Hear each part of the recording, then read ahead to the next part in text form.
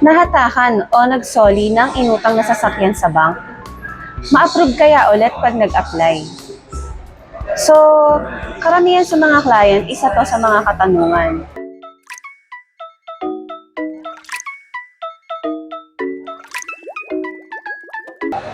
So, dear clients, lahat po ng banks ay may ginagamit na iisang system to check if the applicant has a good or poor credit standing. So, ang tawag po doon ay CMAP. Ang ibig sabihin po ng CMAP ay Credit Management Association of the Philippines. Tatlong pwedeng makita sa CMAP. Una, nahatakan ng sasakyan.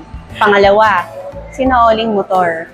Pangatlo, mishandled accounts like unsettled na credit cards, bouncing checks, GCash, and home credit also. Yes, nakikita na po yun sa CMAP system. So, doon muna tayo sa sasakyan.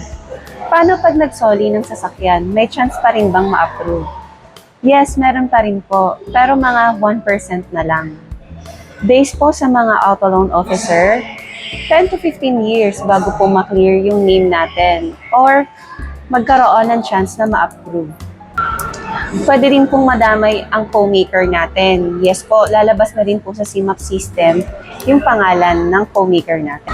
Pagdating naman sa credit card, merong mga bangko na nag-a-approve kahit merong closed card na may outstanding balance.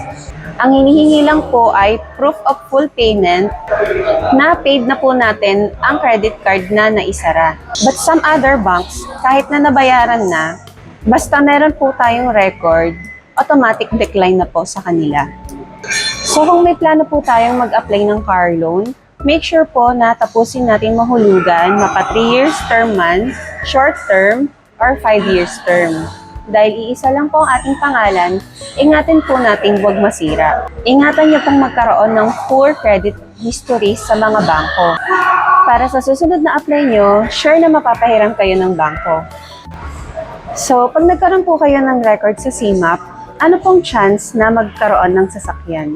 Ang pinakamadali at walang iba, mag-cash po kayo. Within that day, makukuha nyo po ang inyong sasakyan. So, iwasan po natin na mapunta ang pangalan natin sa CMAP na magkaroon ng bad record. Mortal sin po yan sa mga bangko.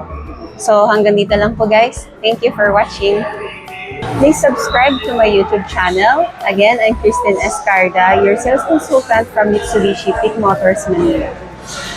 Guys, i-share nyo din para magkaroon yung mga kaibigan nyo ng idea pag balak nilang mag-car loan.